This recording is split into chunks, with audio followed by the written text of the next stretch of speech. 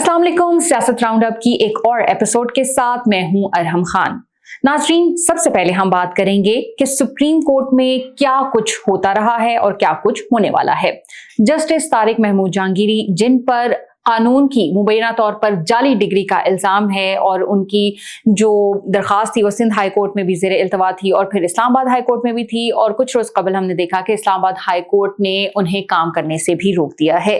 अब सूरत हाल कुछ इस तरह से है कि जस्टिस तारिक महमूद जहांगीरी, उन्होंने इसके खिलाफ वो सुप्रीम कोर्ट गए हैं और उनके साथ उनके हाई कोर्ट के 4 दीगर जजेस भी साथ गए हैं। वो एक आम साइलिन वाला जो गेट है वहां से वो एंटर हुए और उन्होंने जाके बाज़ाब्ता तौर पर सुप्रीम कोर्ट में दरखास्त दायर कर दी है। और इस मौके पर इतलात ये भी रही कि जजेस ने कुछ बातें भी की हैं और ये भी इतलात आती रही कि वो कोई वकील नहीं करेंगे बल्कि खुद इस केस में दलाइल देंगे। और अब इस पर सुप्रीम कोर्ट में जो दरखास्त है उस पर नंबर भी लग गया है, और अगर ये केस सुप्रीम कोर्ट में चलता है तो आने वाले वक्त में हम देख रहे हैं कि जजेस इसी तरह से आएंगे और जाएंगे और एक माहौल सा बनता हुआ हमें दिखाई दे रहा है। लेकिन सवाल यह है कि क्या उन्हें सुप्रीम कोर्ट से रिलीफ मिलेगा या नहीं। ये आने वाले दिनों में जो बहुत सारी चीजें हैं वो क्लियर भी हो जाएंगी। जहां तक जस्टिस तारिक महमूद जहांगीरी उनकी दरखास्त की बात है तो उन्होंने अपील दायर की है, जबकि जो दीगर जजेस हैं उन्होंने एक आईनी जो दरखास्त है वो जमा करवाई है, जिसका हिस्सा जस्टिस तारिक महमूद जहांगीरी भी हैं। और इसमें उन्होंने जो इस्लामाबाद हाई कोर्ट के चीफ जस्टिस हैं जस्टिस सरफराज डोगर, उनके जो दीगर इंतज़ामी इख्तियारात हैं उनको चैलेंज किया गया है, उन्हें कलअदम करने की भी इस्तदा की गई है। यहाँ पर यह बात करना भी ज़रूरी है कि ये वही 5 जजेस हैं जिन्होंने जो इस्लामाबाद के मौजूदा चीफ जस्टिस हैं सरफराज डोगर, उनके तबादले के हवाले से भी ख़त लिखा था। अब कुछ बात करते हैं कोर्ट रूम की, और ये जो मैं बात कर रही हूँ ये 9 मई के मुकदमात हैं। और पीटीआई, उनका हमेशा से ये शिकवा रहा है और वो यही कहते रहे हैं कि जी जेल ट्रायल नहीं होना चाहिए, अदालत में कार्रवाई होनी चाहिए। और अब पंजाब गवर्नमेंट ने चूंकि जेल ट्रायल का जो नोटिफिकेशन है उसको कैंसिल कर दिया है और अब जो कार्रवाई है वो इंसदाद दहशतगर्दी अदालत में उसका भी आगाज हो गया है। तो वहां पर क्या सूरत हाल हुई उसका हम आज आपको बताते हैं कि इंसदाद दहशतगर्दी की अदालत 9 मई के मुकदमात जिस तरह से मैंने जिक्र किया वो थे, और उसके अंदर इमरान खान को वीडियो लिंक के जरिए पेश किया गया, जिसके ऊपर उन्होंने ये कहा कि मेरा फेयर ट्रायल नहीं हो रहा, और इस तरह की और भी बहुत सारी बातें उन्होंने की। तो जिस पर उन्हें कहा गया कि आप केस की हद तक ही रहें, और इस पर इमरान खान ने बाइकआउट का कहा कि मैं बाइकआउट करता हूँ, और उन्होंने वीडियो लिंक के जरिए कोऑपरेट करने से भी साफ तौर पर इनकार कर दिया है। और उनका ये कहना है कि मुझे इन पर्सन पेश किया जाए।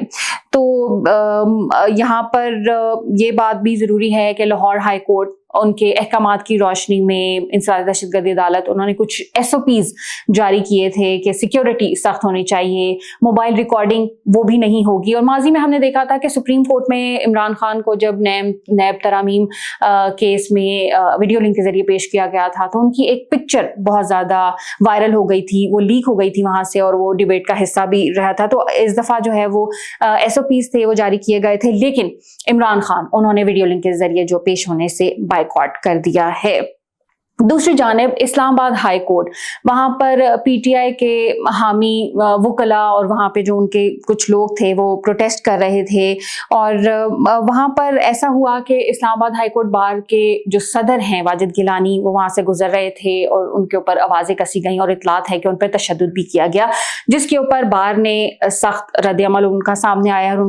उनकी तरफ से कहा जा रहा है कि ये जो वकला थे जिन्होंने ये तमाम तर कार्रवाई की है उनके लाइसेंस मुअत्तल किए जाएंगे, और उनके जो वो वकला हैं उनके खिलाफ दहशतगर्दी एक्ट के तहत मुकदमात भी दर्ज किए जा रहे हैं। और साथ ये भी उन्होंने कहा कि अगर आप किसी